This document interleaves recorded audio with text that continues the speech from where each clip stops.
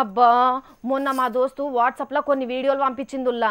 ఇగో దుబాయ్లట మనుషులను పట్టుకొని గొడ్ల కన్నా ఈనంగా కొడుతున్నారుల్లా. అడిగేటోళ్ళు లేడు, ఆగబట్టేటోడు లేడు, అర్రలేసి ఇరుగ కొడుతున్నారు. పాపం వాళ్ళు ఒర్రి ఒర్రి సస్తీమిరా అని ఊకుంటున్నారు కానీ ఎదురు తిరిగే పరిస్థితే లేదుల్లా. అరే ఎందుకట్లా పడుంటున్నారు అంటే వాళ్ళంతా నకిలీ వీసాలతోనే వచ్చారట. పోలీసు వాళ్ళకి చెప్పుకుంటే జైలు వేస్తారని ఇగో గిసోంటి తిప్పలు వాడుకుంటా సచ్చి బతుకుతున్నారట. వామ్మో ఇట్లా దెబ్బలు వాడుడే కాదుల్లా, ఇంకా ఇంకా ఘోరమైన ముచ్చట్లు కూడా ఉన్నాయట నుల్లా. కొడతానంటే భయం, పెడతానంటే ఆశ అంటారు. అగో అదే ఆశ కొద్దీ ఏరే దేశం పోయి బతుకుదామనే టోళ్ల బతుకులా నిప్పులు పోసే బద్మాష్లు బగ్గనే తయారైతున్నారట మన కాడ. సాలి సాలని సంసారం సచ్చేదాకా దుఃఖంతో నుండే పబ్లిక్ పైసల ఆశ మీద పరాయి దేశంలో పని చేద్దామని పోయేటోళ్లను దొరకబట్టి దొంగ వీసాలు ఇచ్చి బద్మాష్ పనులకు పంపిస్తున్నారట. వామ్మో వామ్మో కొంతమంది ఆడోళ్ళనైతే అడ్డమైన పనులకు కూడా పంపిస్తున్నారట నుల్లా.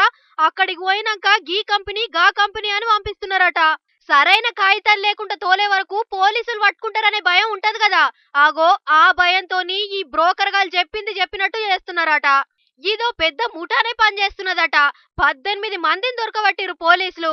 250 మంది పాస్పోర్ట్లు, నకిలీ వీసాలు, 160 నకిలీ సర్టిఫికెట్లు దొరికినాయట.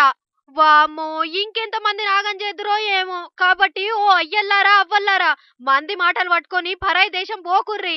సర్కార్కు తెలియకుండా పోతే సావొచ్చే గతే అయితది. జర్రంత పైలంగా ఉండర్రి మరి.